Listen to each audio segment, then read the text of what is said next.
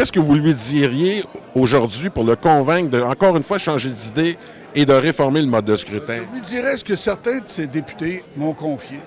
Les députés au singulier et au féminin aussi, en fait, au singulier, au pluriel, au féminin et au masculin.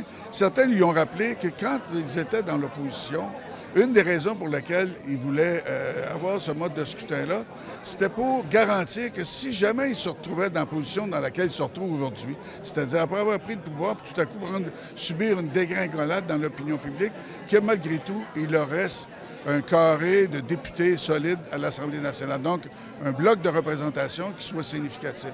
Alors qu'avec la tendance actuelle, il risque de ne pas en avoir beaucoup la prochaine fois.